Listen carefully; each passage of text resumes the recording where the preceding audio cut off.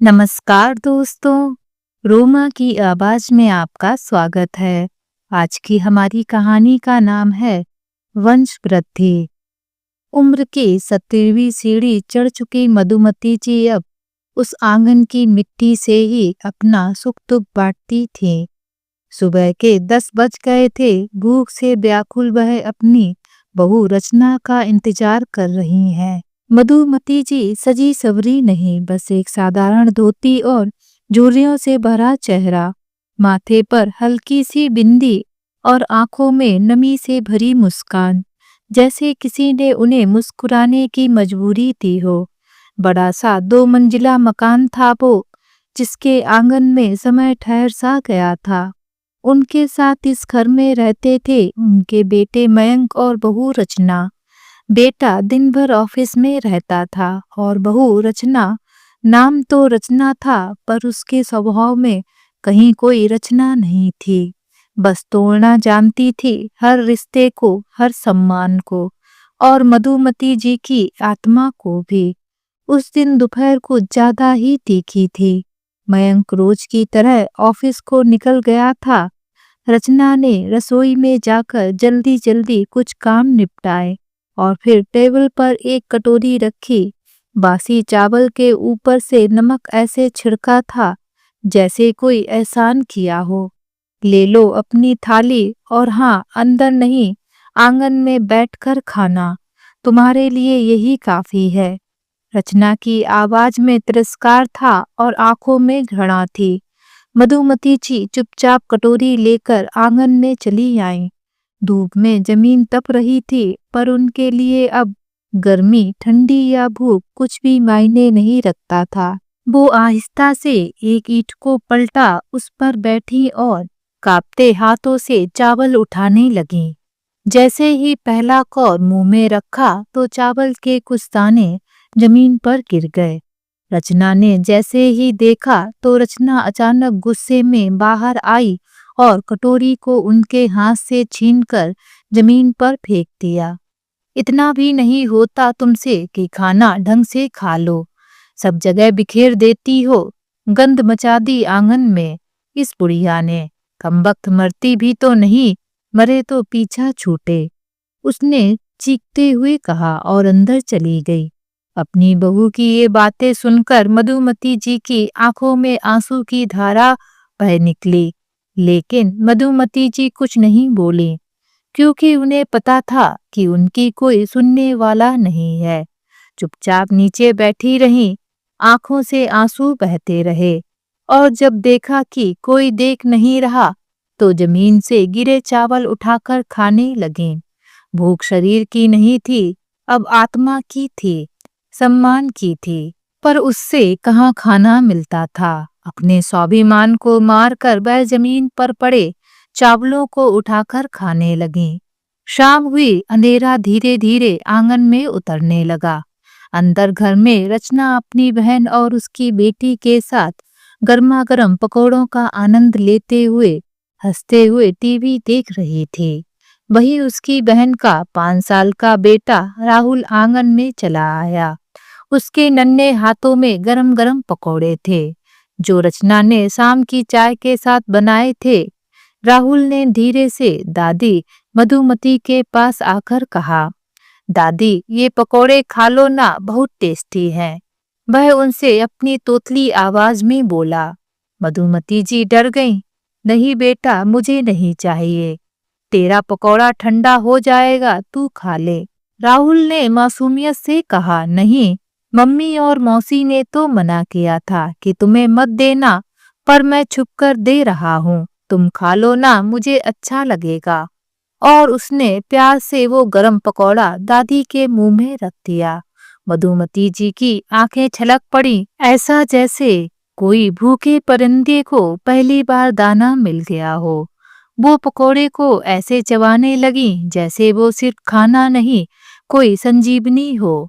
पर शायद ये भी मंजूर ना था किस्मत को। तभी रचना की नजर आंगन की तरफ पड़ी। उसने देखा कि मधुमती जी मुंह में कुछ चबा रही हैं और राहुल उनके पास खड़ा है। बिल्कुल बौखलाई हुई सी वो बाहर आई। राहुल, मैंने मना किया था ना, तूने इन्हें पकौड़ा क्यों दिया? और फिर बिना कुछ सोचे समझे उसने मधुमती जी का हाथ झटक कर खींचा।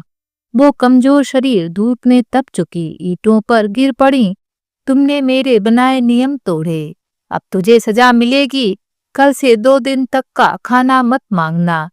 मधुमती जी के होंठ फड़फड़ाए, आंखों में बिनती उतर आई। बहू ऐसा मत कर, बहुत भूख लगती है अब, आगे से नहीं खाऊंगी। तेरा आदेश है, पालन करूंगी, बस 2 दिन मत सजा दे। पर रचना की आंखों में कोई दया नहीं थी, बस उनके प्रति घृणा थी।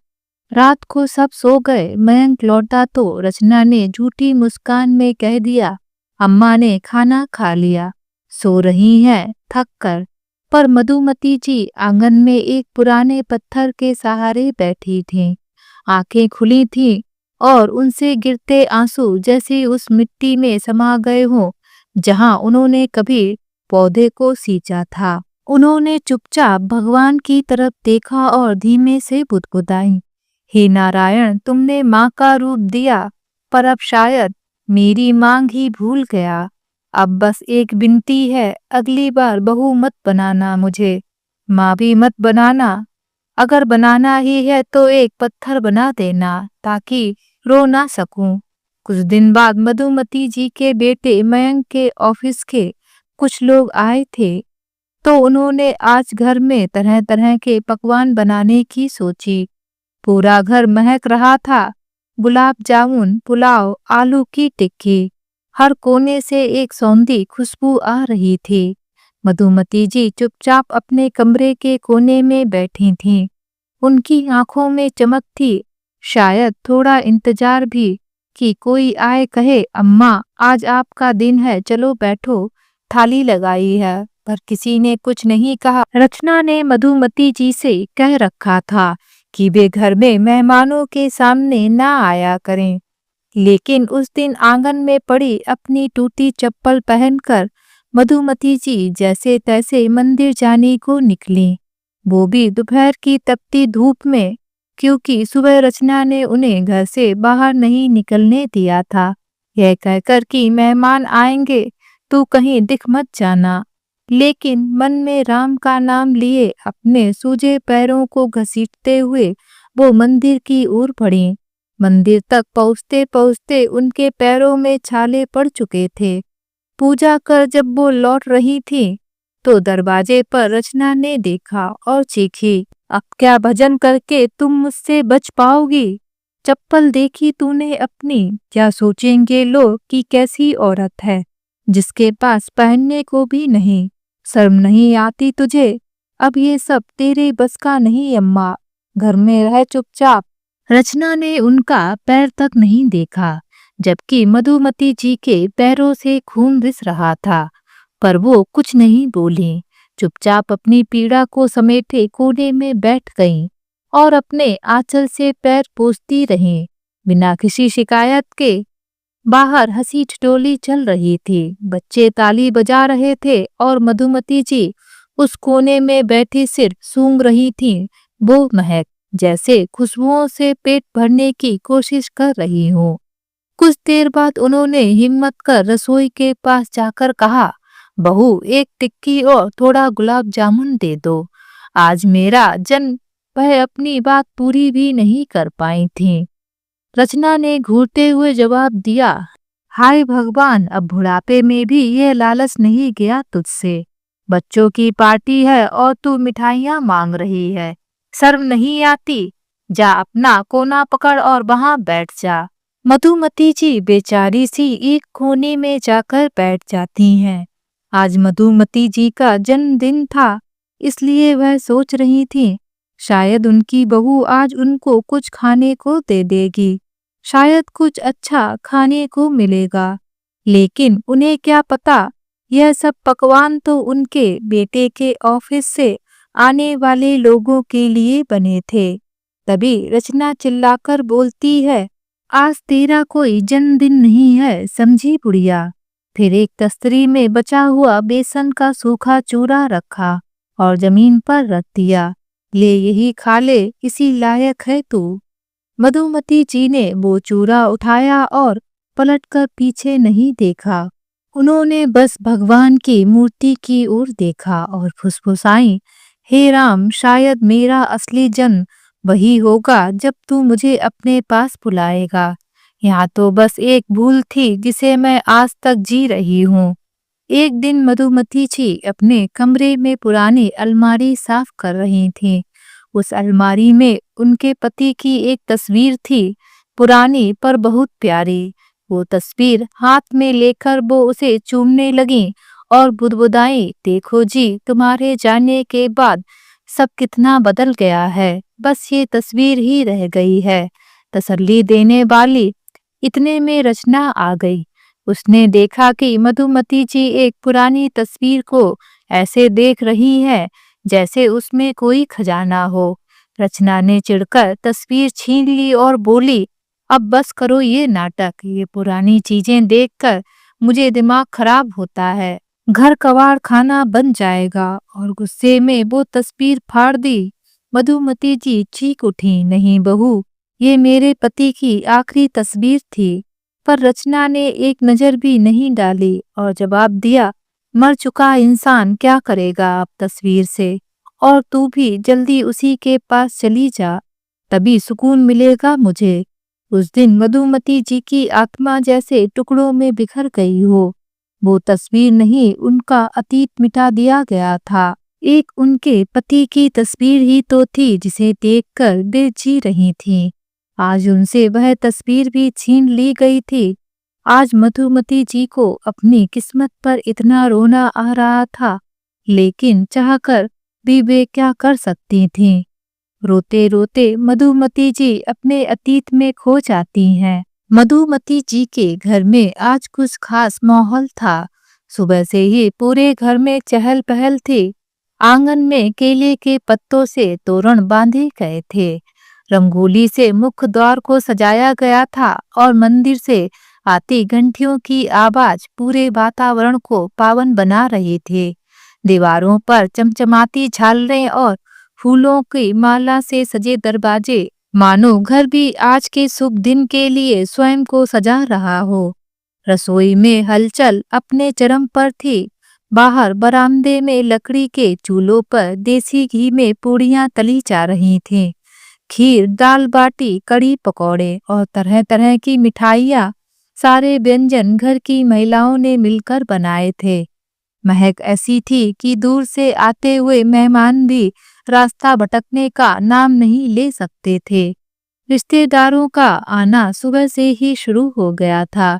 हर चेहरे पर मुस्कान थी और हर जुबान पर रचना और मयंक की जोड़ी की सराहना।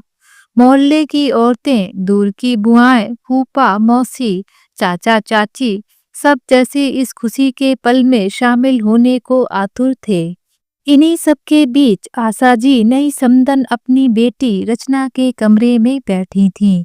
उनका चेहरा भावनाओं से भरा था, थोड़ा गर्व, थोड़ी चिंता और ढेर सारा स्नेह।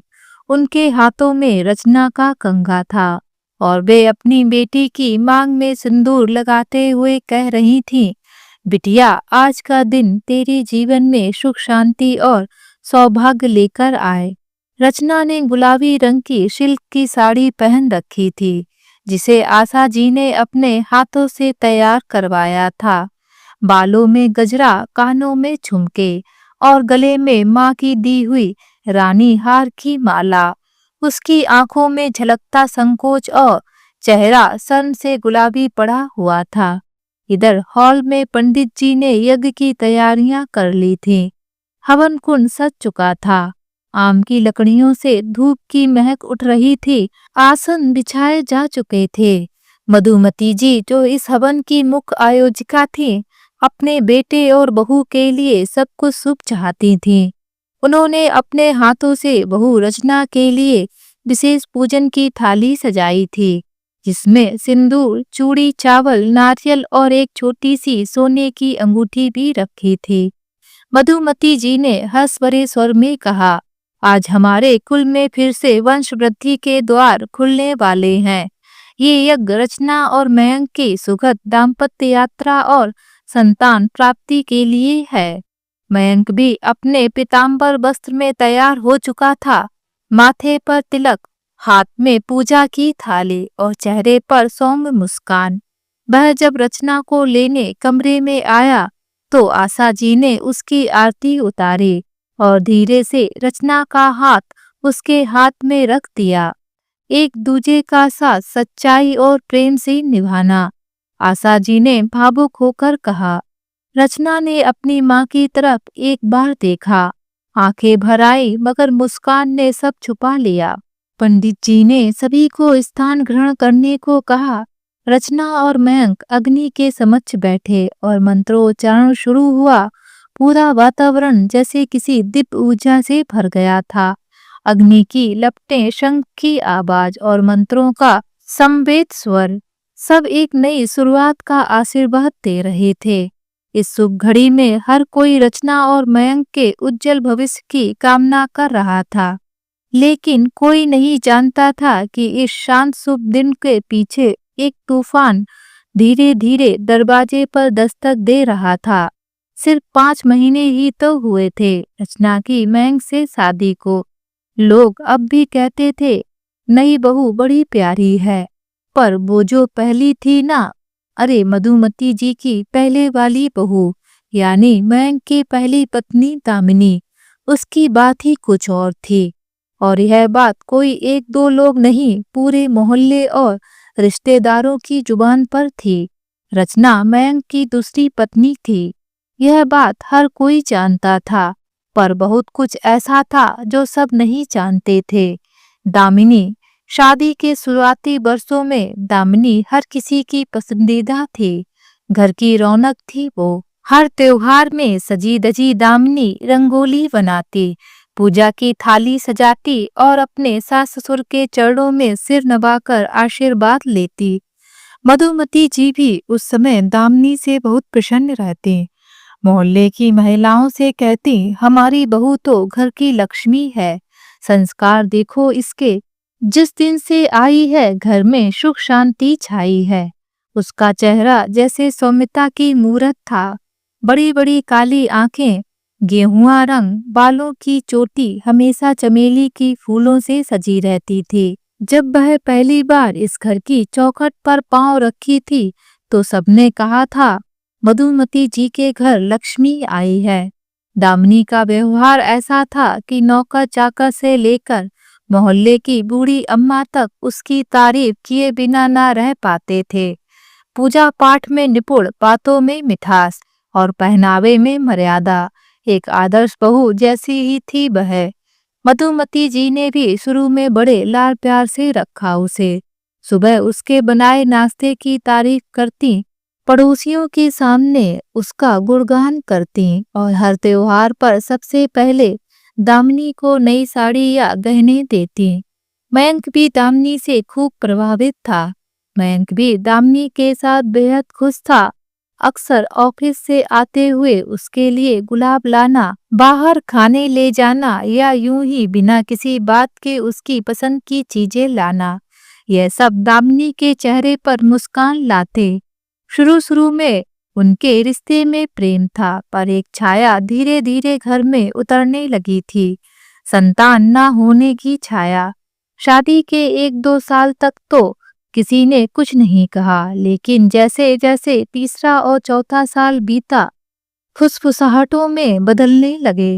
रिश्तेदारों की आंखों में सवाल थे और मोहल्लों की औरतों की जुबान पर ताने। समय जैसे जैसे बीतता गया, दामिनी के चारों ओर सवालों, तानों और उल्हानों का एक ना दिखाई देने वाला जाल सा बुनता गया। वो घर जिसमें कभी उसकी हंसी गूंजा करती थी, अब तानों की गूंज से भर गया था। अब कोई त्योहार आता तो लोगों की नजरें सीधी दामिनी की ओर उठती, जैसे हर खुशी की कमी की वजह वही हो। पूजा में अगर दीपक बुझ जाए तो मधुमती जी धीरे से कहती, शुभ संकेत नहीं है, पता नहीं किसकी छाया घर पर है। दामिनी समझ जाती कि ये इशारा किस ओर है, पर चुप रहती थी, क्योंकि कभी कभी जब एक स्त्री बोलती है तो उसे और भी तीखा सुनाया जाता है। अब रिश्तेदारों की चहल पहल भी कम हो चली थी और जो आते भी वो अपनी बातों में जहर छोड़ जाते। बहन, 5 साल हो गए ना, अब तक कोई बच्चा नहीं हुआ। डॉक्टर को तो दिखाया कि नहीं। अरे हमारी बहू को देखो, शादी के दूसरे साल ही जुड़वा हुए थे, अब तीसरे की तैयारी है। दामिनी मुस्कुरा देती, एक झूठी दर्द छुपाती मुस्कान जो धीरे धीरे उसकी पहचान बनती जा रही थी। मधुमती जी की जुबान अब मीठी नहीं रही थी। कभी रसोई में दामिनी से कहते हुए सुनाई देती, कितनी बार कहा है गाय के घी से भोग चढ़ाया करो, पर इसे तो कुछ फर्क ही नहीं पड़ता। तो कभी अपने पास बैठी पड़ोसन से बोलती, आजकल की लड़कियां ना जाने क्या खान पान ले आती हैं मायके से, ना तन ठीक है ना मन ठीक, एक बच्चा भी तो नहीं ठहरता। और ये बात वो दामिनी के सामने ही कहती, जैसे जलील करना उनका कोई सामाजिक अधिकार हो। अब दामिनी का हर काम, हर कोशिश संदेह की निगाहों से देखा जाने लगा। कभी फूल अगर सूख जाए पूजा में तो कहा जाता, बहू के हाथ से पूजा ही नहीं होती। यही वजह है कि देवी माँ नाराज है। कभी घर में कोई बीमार हो जाए तो भी दामिनी को कोसा जाता। जिस घर में वंश ना बढ़े वहां तो बीमारी का डेरा लग ही जाता है। इन बातों का असर सिर्फ दामिनी के कानों तक नहीं रह गया था, ये शब्द उसके भीतर उतरकर आत्मा को कुरेदने लगे थे।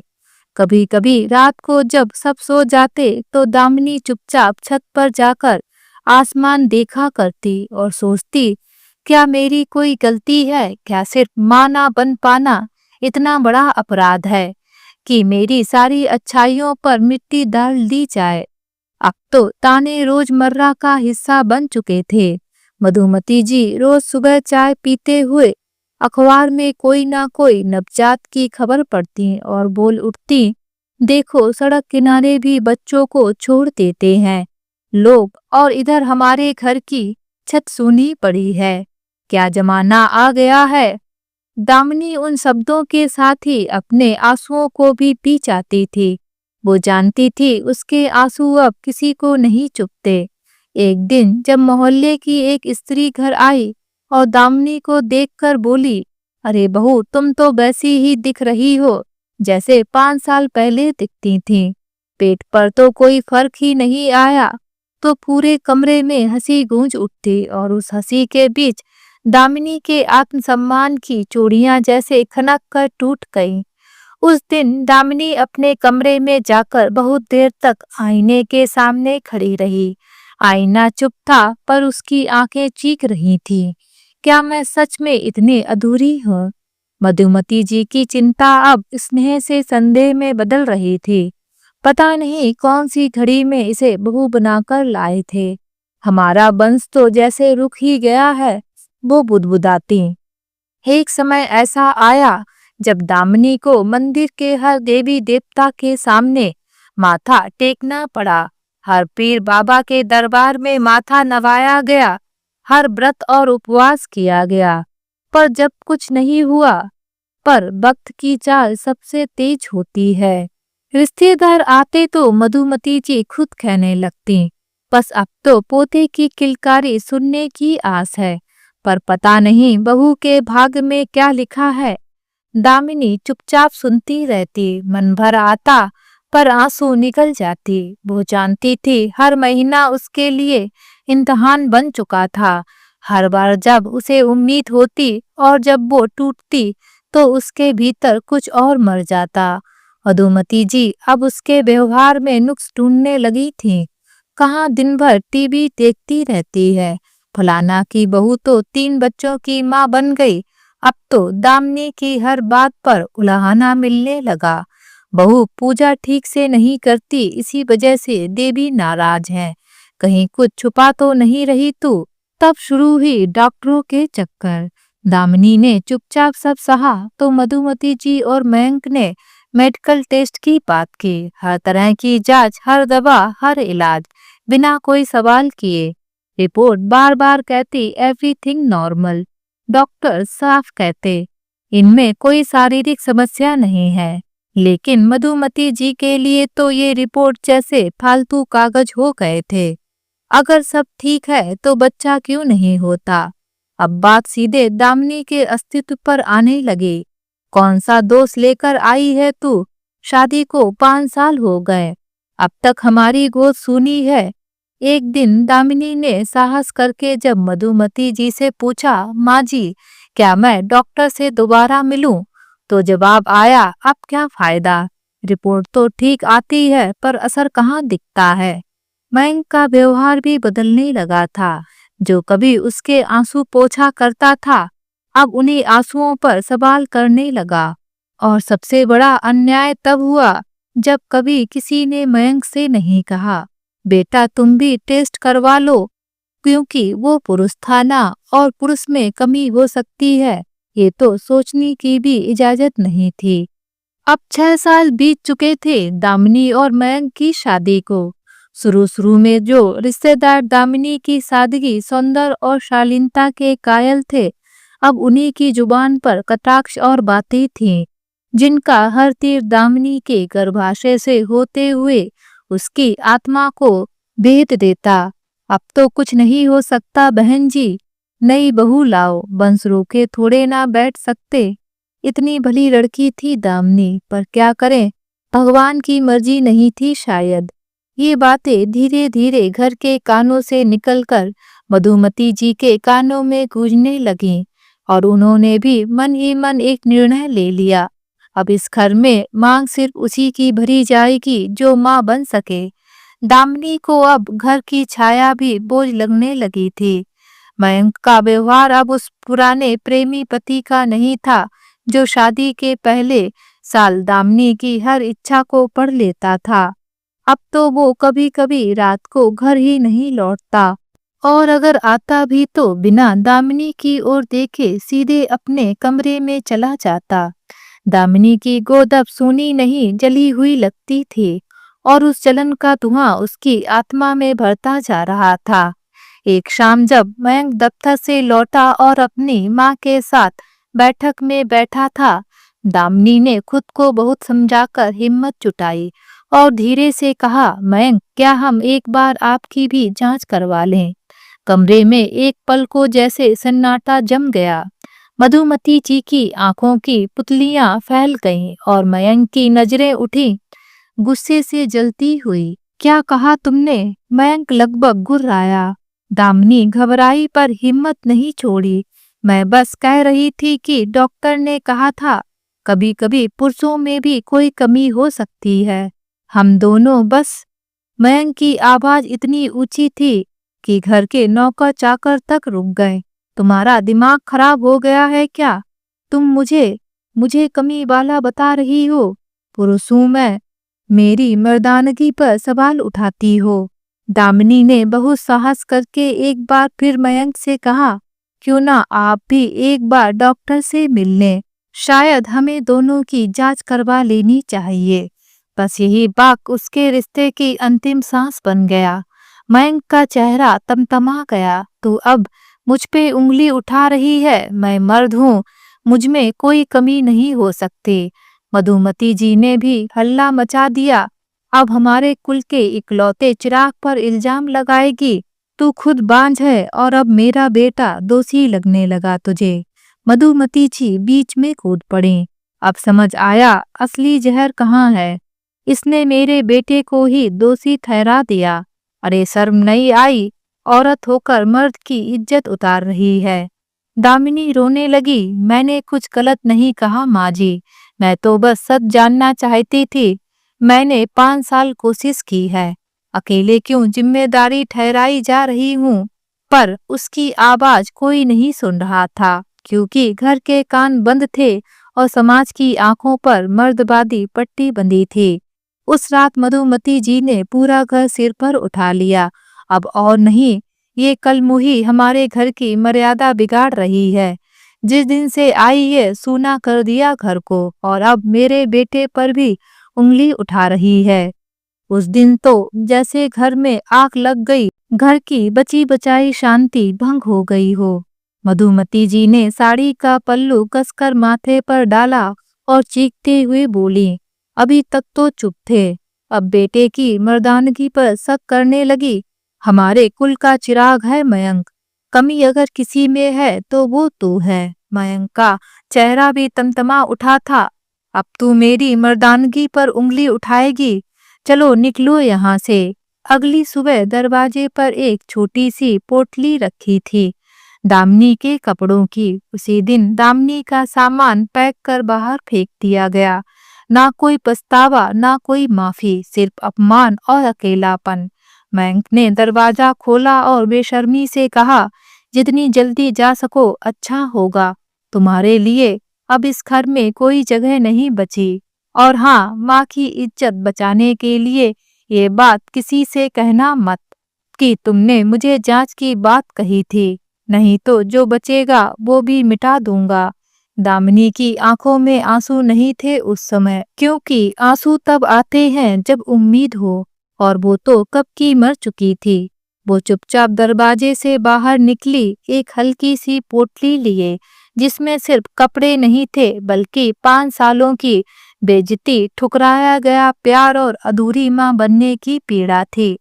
दरवाजा बंद हो गया और साथ ही बंद हो गया उसके जीवन का वो अध्याय जिसमें उसने सिर्फ देने की कोशिश की, बदले में सिर्फ तिरस्कार पाया।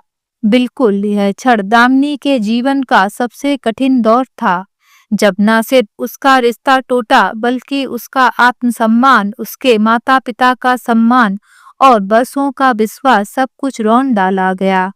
जब रिश्ते दरकने लगते हैं तो सबसे पहले आवाजें बदलती हैं, फिर व्यवहार और आखिर में इंसान। दामिनी को बहुत दिन पहले ही ये संकेत मिलने लगे थे, लेकिन उसे विश्वास था कि प्यार, सहनशीलता और भली मानसिकता से सब कुछ समझ सकता है। पर उसे नहीं पता था कि कुछ रिश्तों की मिट्टी में ही जहर खुला होता है। मयंक द्वारा घर से निकाले जाने के बाद दामिनी सीधे अपने मैके लौट आई। उसका चेहरा बुझा हुआ था, आंखें सूजी हुई और मन जैसे बोझ से दबा हुआ।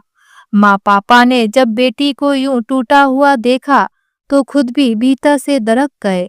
माता पिता तुरंत मयंक और मधुमती जी से मिलने पहुँचे। पटना के उस 2 मंजिला घर के सामने जब वे पहुँचे तो गेट तक पहुँचने से पहले ही नौकर ने कहा, साहब लोग ऊपर नहीं मिलेंगे। आदेश है कि कोई भी दामिनी या उसके घर वालों से बात ना करे। लेकिन एक माँ और बाप कब इतनी आसानी से हार मानते हैं। उन्होंने दरवाजे पर घंटी बजाई और बहुत देर बाद मधुमती जी ऊपर बालकनी से झांकी।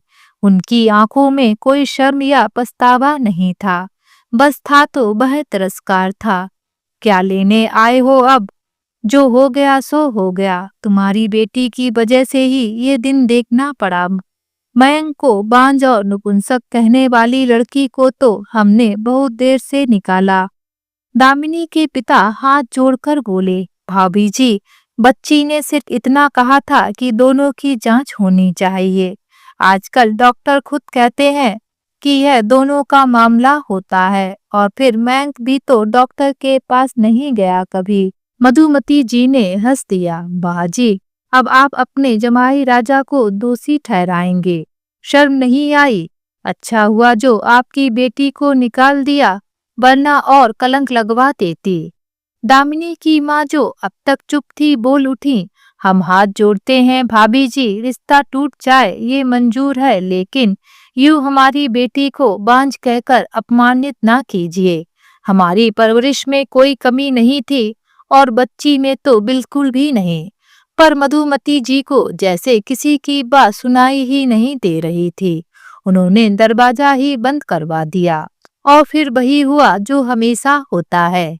दामिनी के माता पिता ने हाथ जोड़े, आंसू बहाए, पैरों में गिरे। उस दिन पूरे समाज के सामने हाथ जोड़ते रह गए, बेटी को मत निकालिए, हम हर उपाय करेंगे, बस एक मौका दीजिए। पर मधुमती जी के मन में जैसे पत्थर था, हमारा बेटा गलत नहीं हो सकता, घर के वंश को आगे बढ़ाने वाली नहीं बनी तो इस घर में रहने का कोई हक नहीं। मयंक भी खड़ा रहा, बिल्कुल चुप, जिसने कभी दामिनी से प्रेम का वादा किया था, आज वह उसके अपमान का मुंह गवाह बना खड़ा था। और इसी तरह एक बेगुनाह औरत को सिर्फ इसलिए घर से निकाल दिया गया क्योंकि वो माँ नहीं बन सकी, या यूं कहें उसे जबरन ऐसा मान लिया गया। दामिनी ने करवा लिया टेस्ट। हर बार रिपोर्ट में सब सामान्य आता। डॉक्टर भी कहते दिक्कत दामिनी में नहीं। दामिनी के माता पिता और दामिनी उनके सामने रोते गिड़गिड़ाते रहे, लेकिन मधुमती जी और मयंक का दिल नहीं पिघला। समाज के सामने बहू को दोषी ठहराया गया। धीरे धीरे बात तलाक तक पहुंच गई। एक और रिश्ता टूट गया सिर्फ इसलिए कि एक औरत मां नहीं बन सकी, या शायद समाज ने मान लिया कि वह दोषी है।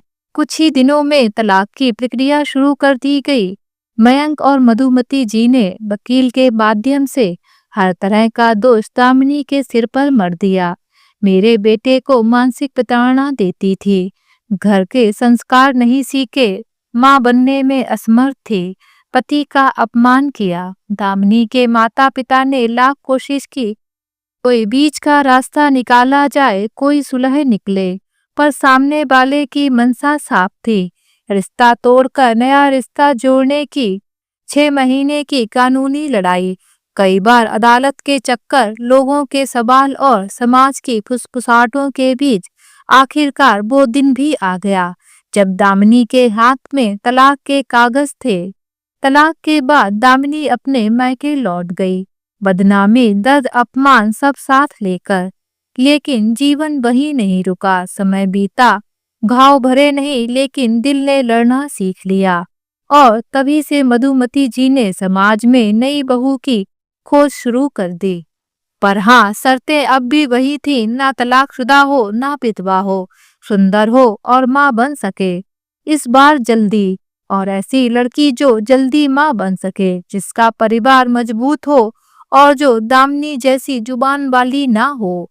रिश्तेदारों को बुलाकर उन्होंने खास तौर पर कहा, अब की बार देखभाल करूंगी, मेरी बहू माँ बन सके, यही सबसे जरूरी है। अब कोई गलती नहीं दोहरानी मुझे। उन्होंने अपने बेटे की खामियां कभी नहीं देखी, क्योंकि बेटे की आंखों पर पड़ी उनकी मोह की पट्टी उन्हें अंधा कर चुकी थी। दामिनी से तलाक होने के बाद मधुमती जी बड़े ही इतराकर बोलती, तलाकशुदा या विधवा बहू, ना बाबा ना। मधुमती जी के लिए यह कल्पना भी अपवित्र थी। उनका मानना था कि जिस औरत के सिर पर सुहाग का साया ना हो, वह घर की लक्ष्मी कैसे हो सकती है। और दामिनी का क्या, समाज की नजरों में अब सिर्फ एक बांझ तलाकशुदा औरत थी। उसकी बाकी खूबियां, उसका व्यवहार, उसका प्रेम, उसकी मेहनत अब धुंधला पड़ गया था। मधुमती जी ने यह कहानी अपने अनुसार समाज में फैला दी थी। लड़की में कोई दोष था, हमने तो पूरे 6 साल निभाया, लेकिन आखिर हमारी भी कुछ उम्मीदें थीं। हमारा वंश कैसे आगे बढ़ेगा। रिश्तेदारों, परिचितों, यहाँ तक कि मोहल्ले की औरतों की फुसफुसाहटें अब एक ही बात दोहराती थीं, बेचारे मयंक की किस्मत ही खराब थी पहले। चलो अब तो अच्छा हुआ उस लड़की से पीछा छूटा। अब मधुमती जी ने मिशन की तरह दूसरी बहू की खोज शुरू की। रिश्तों की दलालिनें बुलाई गईं, अखबारों में विज्ञापन दिए गए।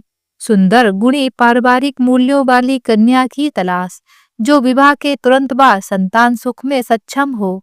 साफ साफ तो नहीं लिखा गया था, पर इशारा हर पंक्ति में साफ था, बांझ ना हो, बांझ ना हो, बांझ ना हो। इसी दौरान रचना की माँ आशा जी से संपर्क हुआ। आशा जी समाज के लिहाज से संभ्रांत और अनुशासित महिला थीं। उनकी बेटी रचना सुंदर, पढ़ी लिखी, घरेलू और कुछ हद तक आधुनिक सोच वाली थी। रचना की उम्र बढ़ रही थी, 29 की हो चुकी थी, और समाज में यही कहा जाने लगा था कि अब अच्छा रिश्ता जल्दी कर लो, वरना देर हो जाएगी।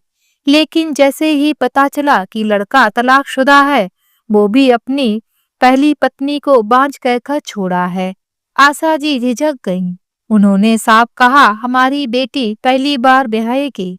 हम चाहते हैं कि वो ऐसा रिश्ता पाए जिसमें उसे पूरा मान सम्मान और सुरक्षा मिले, और जहां उसका अतीत नहीं, उसका भविष्य मायने रखे। पर मधुमती जी ने बहुत चतुराई से बात संभाली।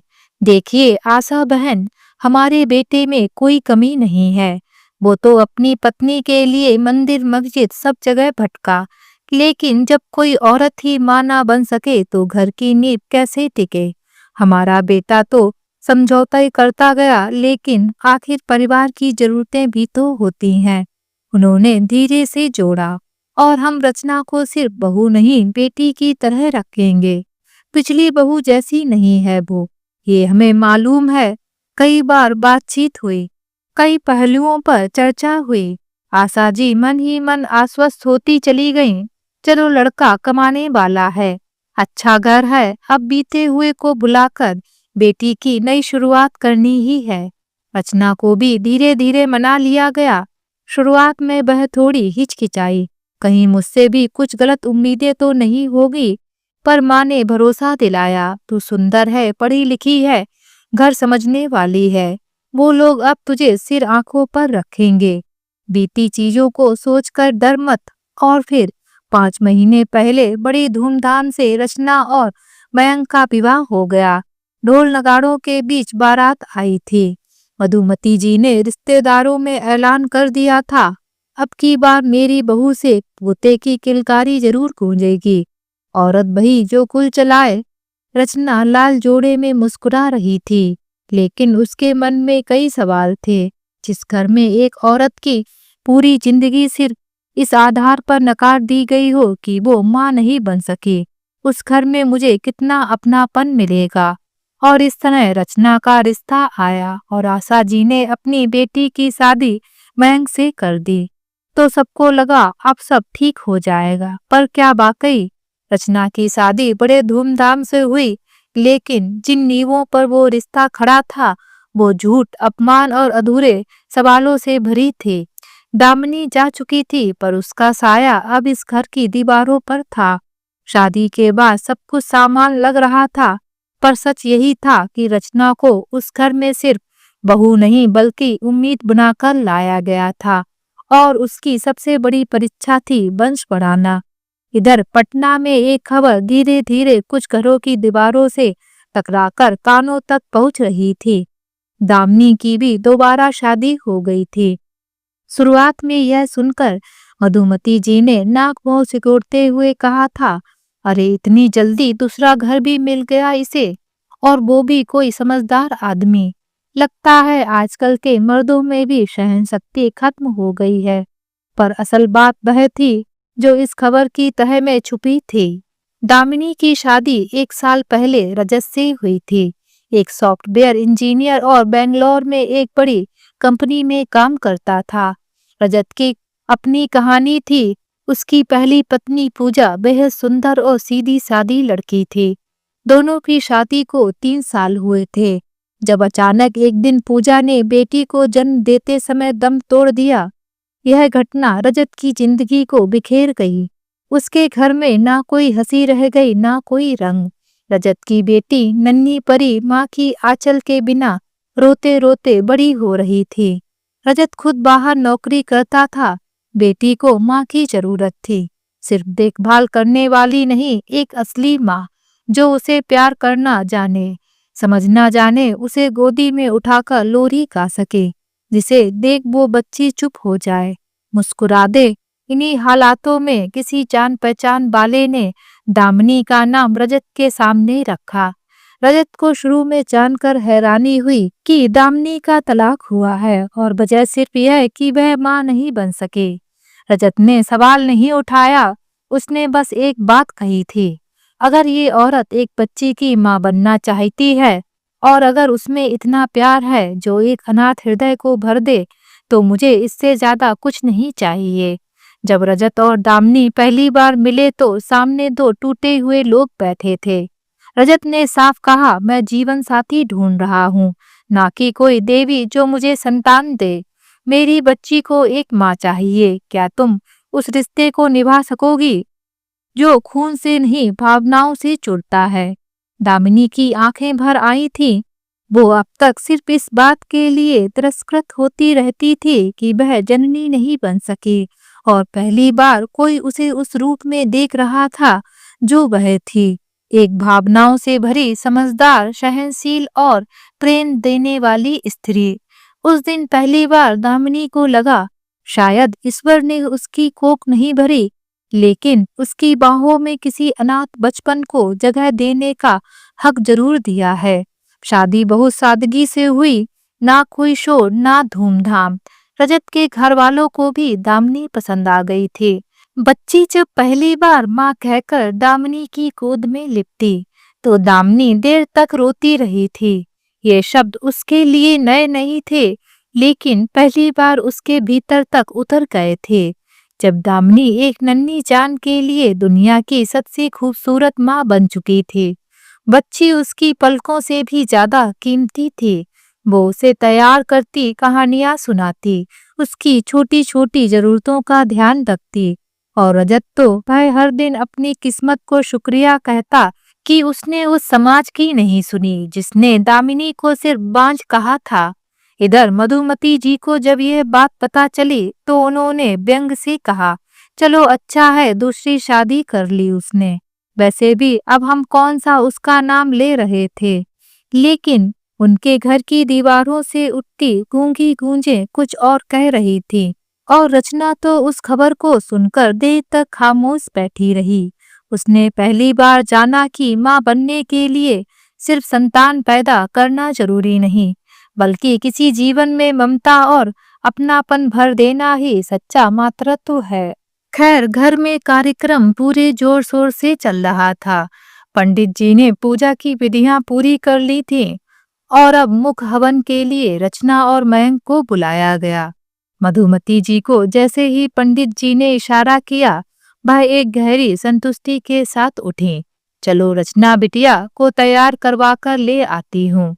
समय शुभ है, विलंब नहीं होना चाहिए। रचना कमरे में तैयार बैठी थी। लाल रंग की नई बनारसी साड़ी, गहनों की दमक, माथे पर बड़ी सी बिंदी, आंखों में संकोच और होठों पर आधी अधूरी मुस्कान। वहीं बाहर मेहमानों में खुसुर पुसुर जारी थी। बहू बहुत सुंदर है। पहली बहू भी सुंदर थी, पर किस्मत में कुछ और लिखा था। तभी अचानक जैसे समय एक पल को थम गया। दरवाजे की तरफ से किसी के आने की आहट हुई। हल्की मगर सदी हुई चाल, कदमों में आत्मविश्वास और आंखों में ना जाने क्या क्या। दरवाजे पर खड़ी थी दामिनी। पहचानने में किसी को देर नहीं लगी। वही सौम्य चेहरा, हल्की सी मुस्कान, सादे किनारे वाली कॉटन की साड़ी और साथ में एक छोटी सी बच्ची, 2 साल की प्यारी सी, जो उसकी उंगली थामे खड़ी थी। मधुमती जी के कदम वहीं के वहीं रुक गए। उनकी आंखें फटी की फटी रह गईं।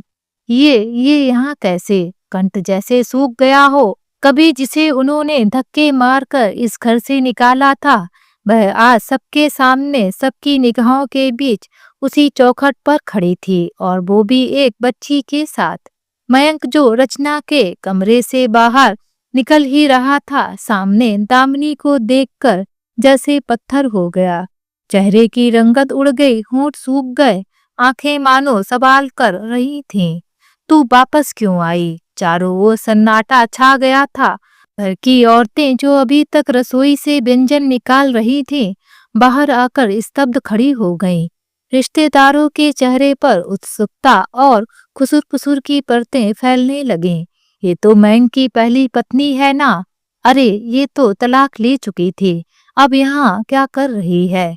कहीं बवाल ना हो जाए। दामिनी ने नजर भरकर चौखट के भीतर देखा। वही पुराना आंगन, वही दरवाजे, वही दीवारें, जिनके साये में कभी उसने अपने सपने बोए थे। लेकिन आज वह किसी पछतावे के लिए नहीं आई थी। उसके चेहरे पर कोई शिकायत नहीं थी, बस एक गरिमामय ठहराव था। बगल में खड़ी छोटी सी बच्ची बार बार उसके आंचल को पकड़ रही थी और धीरे से पूछ रही थी, मम्मा इतने सारे लोग क्यों हैं? दामिनी ने धीरे से झुककर बच्ची के कान में कहा, ये सब किसी की खुशी का उत्सव मना रहे हैं बेटा, पर कुछ सवाल ऐसे होते हैं जो हर उत्सव से बड़े होते हैं। मधुमती जी हड़बड़ाकर आगे आई, आवाज धीमी और सख्त थी। तू यहाँ क्यों आई है और इस बच्ची को क्यों लाई है? दामिनी ने एक क्षण उन्हें देखा, फिर पूरे घर की ओर और फिर सीधा मयंक की ओर देखते हुए कहा, आज एक बहुत जरूरी चीज लौटाने आई हूँ। सन्नाटा गहरा हो गया। रचना जो कमरे से निकल रही थी, वह भी दरवाजे पे आकर ठिठक गई थी। उसके कानों में किसी ने धीरे से कहा, वही पहली बहू है, अब देखो क्या तमाशा करती है। दामिनी ने धीरे से बच्ची की पीठ पर हाथ फेरा और कहा, इस बच्ची को मैंने जन्म नहीं दिया, लेकिन इसने मुझे वो माँ बना दिया जो आपकी बहू होते हुए भी मैं कभी नहीं बन पाई। सबकी आंखें उस बच्ची पर टिक गई जो अपनी गुड़िया थामे बिल्कुल निडर खड़ी थी।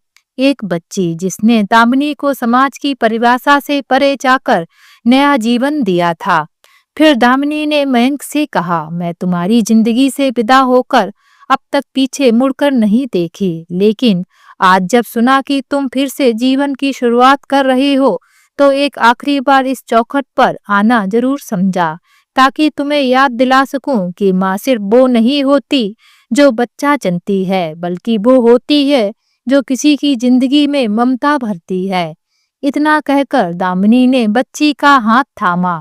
उसकी चाल में आत्मविश्वास था, आंखों में ठहराव और मन में एक संतोष, क्योंकि अब वह उस घर की नहीं किसी के दिल की माँ थी। यह दृश्य अब कोई साधारण घरेलू कलह नहीं रह गया था।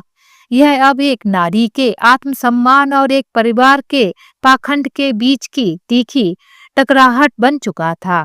घर की धूप अब बमुश्किल हल्की पड़ रही थी, मगर घर के दरवाजे पर जमा भीड़ के चेहरों पर जैसे कोई गर्म लावा पिघलने को तैयार था। सबकी आंखें उसी एक औरत पर टिकी थीं, वह थी दामिनी। क्यों आई हो यहाँ? भूल गई जब तुम्हें धक्के मारकर निकाला था। मधुमती जी की आवाज आग के शोले की तरह फूटी। वो अपने तमाम रिश्तेदारों और मोहल्ले वालों के सामने अपमान को शस्त्र बनाकर दामिनी पर वार कर रही थी। चेहरे पर अपार घृणा और आंखों में वही पुरानी तिरस्कार की लकीरें थीं। आज हमारे कुलदीपक मयंक के लिए पूजा हो रही है। उन्होंने अपनी साड़ी का पल्लू संभालते हुए हाथ नचाया।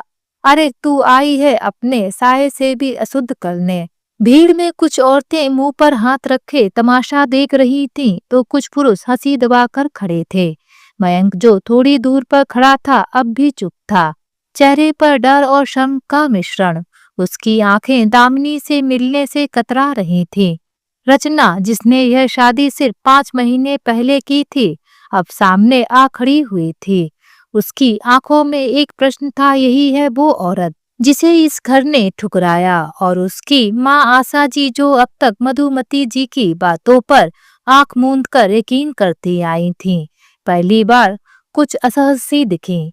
मधुमती जी अब पूरी तरह बेकाबू थीं। एबाज उनकी आवाज और ऊंची हो गई। आज क्या लेने आई है बदनसीब?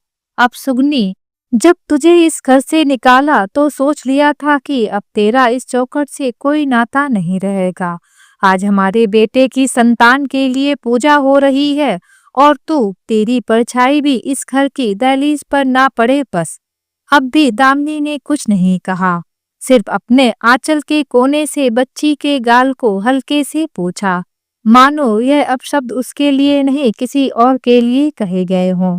भीड़ सन्नची। कुछ बुजुर्ग महिलाएं एक दूसरे से फुसफुसाईं, कितनी बदकिस्मत है ये लड़की, या शायद कितनी हिम्मती। अभी भीड़ में से एक धीमी आवाज आई, पर ये बच्ची जिसकी तो शक्ल उस पर गई है। और यही बात बिजली की तरह फैल गई। सभी की नजर अब उस बच्ची पर गई। नन्हे गुलाबी गाल, घुंघराले बाल और मायूस आंखें। मधुमती जी की आंखें एक पल को रुकी। उन्होंने बच्ची की ओर देखा। ये कौन है? उनकी आवाज कांपने लगी थी। दामिनी ने पहली बार मुंह खोला। की आवाज धीमी थी, लेकिन हर शब्द गूंजता सा लगा। ये रजत की बेटी है, अब मेरी बेटी। आज मैं उसे लेकर आई थी ताकि उसे सिखा सकूं कि किसी भी मंदिर में कदम रखने से पहले आत्मा को पवित्र करना जरूरी है। घर की नहीं, मन की चौखट सबसे बड़ी होती है। एक पल को जैसे पूरा घर जड़ हो गया। मधुमती जी की सांसें फूली हुई थीं, उनकी मुट्ठियां खिंची हुई थी, लेकिन अब सामने खड़ी औरत वो दबी कुचली बहू नहीं थी जो एक बार बिना बोले धक्के खा गई थी। वो अब एक माँ थी, और एक माँ जब किसी बात पर खड़ी होती है तो सबसे ऊंची हो जाती है। रचना ने सहसा एक कदम आगे बढ़ाया। उसकी आंखें भीग गई थीं। उसने मधुमती जी की ओर देखा। माँ, आपने कभी नहीं बताया कि बांझ कहकर जिसे निकाला वो एक माँ थी, और आप तो सिर्फ अपनी कोख की माँ ढूंढ रही थीं, इंसान की नहीं। और यही बात उस भीड़ के बीच गूंजता चला गया। पूरा आंगन जैसे समय के एक कठोर थपेड़े से कांप उठा था। मधुमती जी ने मयंक को इशारा किया कि दामिनी को बाहर निकाल दे। मयंक जैसे ही उसके पास पहुंचा, दामिनी ने एक जोरदार तमाचा उसके गाल पर जड़ दिया।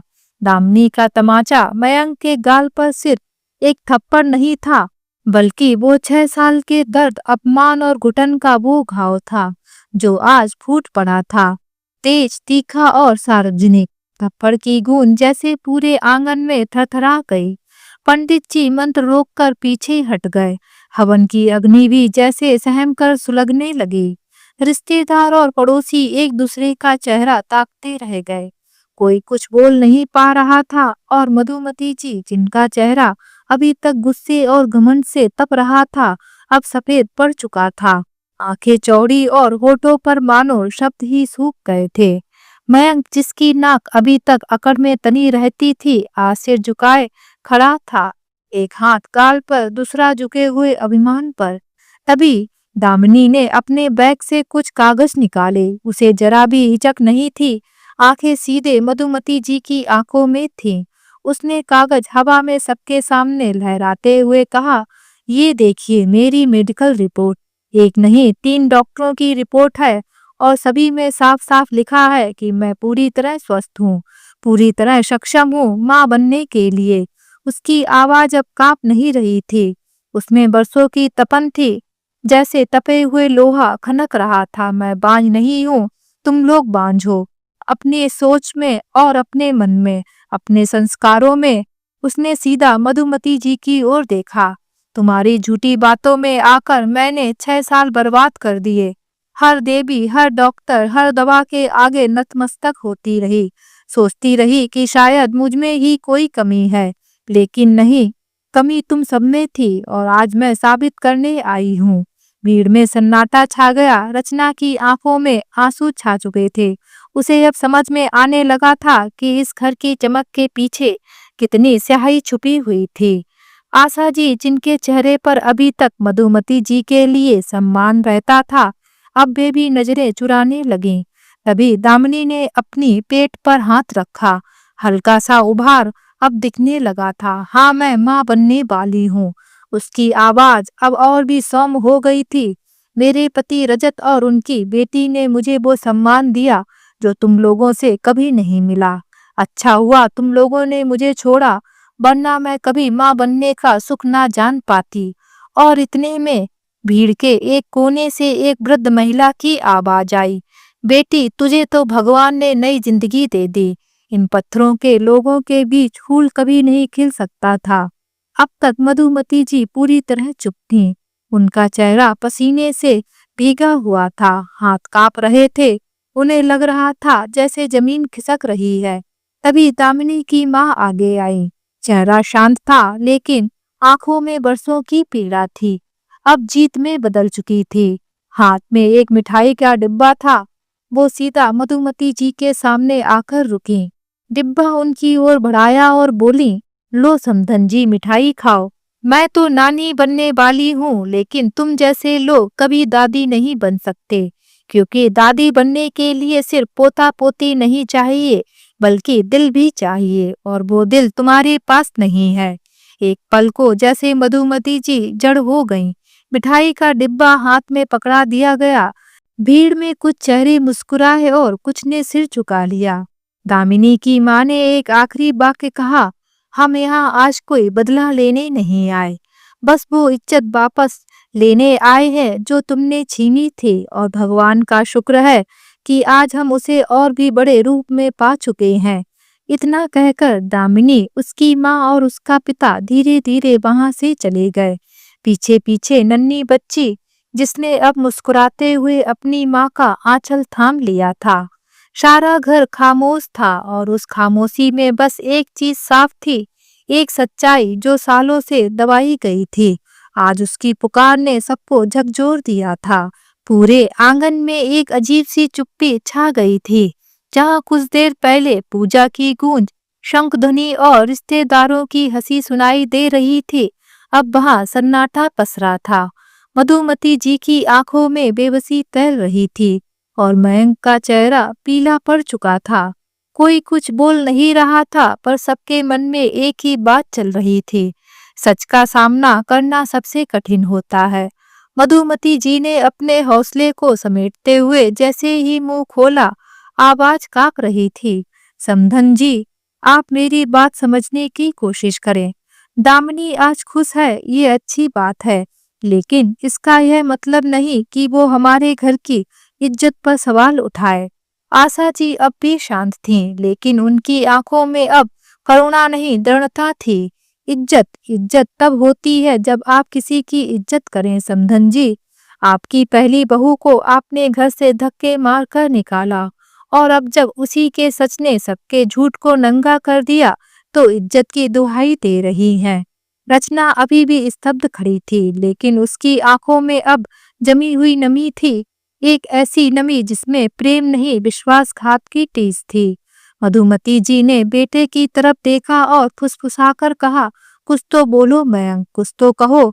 मयंक के होठ हिले, लेकिन आवाज जैसे अंदर ही दम तोड़ गई। वह जानता था अब उसके पास कहने को कुछ नहीं बचा है। जो सच वह सालों से छिपाता आ रहा था, आज उसके चेहरे पर चिपक गया था। आशा जी ने चुप्पी तोड़ी, मैं अब अपनी बेटी को इस घर में नहीं छोड़ सकती। मैंने अपनी आंखों से देखा है कि इस घर ने एक औरत की जिंदगी कैसे बर्बाद की। आज वो औरत फिर से माँ बनने वाली है, खुश है, सम्मानित है। लेकिन अगर मेरी बेटी यहाँ रही तो शायद यही हाल उसका भी होगा। मधुमती जी ने फिर एक और चाल चलने की कोशिश की। समधन जी, अगर आप चाहें तो हम बच्चा गोद ले सकते हैं। रचना को माँ बनने का सुख मिल जाएगा। आशा जी का चेहरा अब पूरी तरह बदल चुका था। उनके स्वर में व्यंग घुला था, पर हर शब्द तलवार की तरह चीरता चला गया। वह समधन जी, जब बहू बांझ थी तो नई बहू ले आए, और अब जब बेटा बांझ है तो बच्चा गोद लेंगे। फिर क्यों नहीं पहली बहू के लिए भी यही सोच रखी आपने? क्यों उसे तानों से जलील कर घर से निकाला गया? क्यों उसे समाज के सामने नीचा दिखाया गया? अब नहीं, अब मेरी बेटी आपके रहमो करम पर नहीं जिएगी। रचना अब माँ का हाथ थाम चुकी थी। उसकी आंखों में आंसू नहीं थे, सिर्फ एक मौन निर्णय था। चलो माँ, उसने धीरे से कहा। आशा जी ने एक अंतिम नजर मधुमती जी पर डाली और बोली, रचना आप तभी इस घर में कदम रखेगी जब इस घर की आधी संपत्ति उसके नाम कर दी जाएगी, क्योंकि विश्वास अब नहीं रहा, और जहाँ विश्वास ना हो वहाँ रिश्ते भी नहीं टिकते। कहते हुए दोनों बाहर निकल गईं। पीछे रिश्तेदार खड़े तमाशबीन थे, मगर अब हर चेहरा गंभीर था। सबकी नजरों में सिर्फ एक सवाल था, जिसने दूसरों को बांझ कहकर निकाला, आज वह खुद बांझ साबित हो गया। अब क्या बचेगा इस घर में? मधुमती जी फर्श पर बैठ गईं। मयंक सिर पकड़े दीवार से लग गया। कुछ महीने बीते, समाचार आया कि दामिनी ने एक बेटे को जन्म दिया है। उसके चेहरे पर वो चमक थी जो सिर्फ एक माँ के चेहरे पर आती है। रजत के परिवार में खुशी की लहर थी। सबने दामिनी को बाहों में भर लिया। जिसने दर्द में भी मुस्कुराना सीखा था, वो आज खुद दूसरों की खुशियों की वजह बन चुकी थी। उधर मधुमती जी और मयंक अब भी रचना को मनाने की कोशिश कर रहे थे। फोन, रिश्तेदारों के जरिए संदेश, यहाँ तक कि उपहार भेजना भी शुरू कर दिया। लेकिन आशा जी अडिग थीं। पर जैसा आशा जी ने कहा था, रचना तभी लौटेगी जब आधी संपत्ति उसके नाम कर दी जाए। आखिर भरोसा किस बात का? कल को फिर धक्के मारकर रचना को भी निकाल दो। अब भरोसा किस बात का? कल को फिर से धक्के ना मिले। और सच यही था, रिश्ते जब टूटते हैं तो सिर्फ जोड़ने की बात नहीं होती, भरोसे की गारंटी भी चाहिए होती है। रचना अब खुद के लिए जीना सीख रही थी। इस तरह मधुमती जी ने मयंक की पहली पत्नी को घर से निकाल दिया था। मधुमती जी ने मजबूर होकर अपनी आधी संपत्ति रचना के नाम कर दी और रचना ने भी अब इस बात का पूरा फायदा उठाया और घर पर अपना एक छत्र राज कर लिया, क्योंकि कहीं ना कहीं मयंक ने भी रचना को भी धोखा दिया था। माँ बनने का उसे भी तो अधिकार था, इसलिए वह मधुमती जी और मयंक के साथ बुरा व्यवहार करती थी। मयंक भी अपनी पत्नी से अब कुछ नहीं बोल पाता था, क्योंकि उसे भी अब पता हो गया था कि कमी उसमें ही थी और वह भी अब बच्चे के लिए अस्पतालों के चक्कर लगाने लगा था। वह भी अब समाज में सर उठाकर नहीं चल पाता था, अब अपनी पत्नी का गुलाम बनकर रह गया था। वह जैसा बोलती वह वैसा ही करता। मधुमती जी अभी भी अपने अतीत में खोई हुई थी कि तभी रचना ने जोरदार आवाज लगाई, ले बुढ़िया खाना खा ले। पर ना बोलेगी कि कुछ खाने को नहीं दिया और थाली पटक कर चली जाती है। आज मधुमती जी अपने नसीब पर रो रही थीं और रो रो कर सोच रही थी कि काश उन्होंने दामिनी के साथ ऐसा दुर्व्यवहार ना किया होता तो आज उनकी भी स्थिति कुछ और होती, लेकिन वह अब चाहकर भी कुछ नहीं कर सकती थी। इसलिए कहा जाता है कि एक औरत ही दूसरी औरत का दर्द नहीं समझती है, जैसे कि दामिनी का दर्द उसकी सास मधुमती जी ना समझ सकी और दामिनी की बद्दुआएं आज मधुमती जी और उनके बेटे मयंक को अब जीने नहीं दे रही थीं। तो दोस्तों, आज की ये कहानी आप सभी लोगों को कैसी लगी नीचे कमेंट बॉक्स में लिखकर हमें जरूर बताएं। अगर ये कहानी आप सभी लोगों को अच्छी लगे तो प्लीज़ इस वीडियो को लाइक और शेयर जरूर करें और मेरे चैनल को सब्सक्राइब करना ना भूलें। तो फिर मिलते हैं एक नई कहानी के साथ। बाय।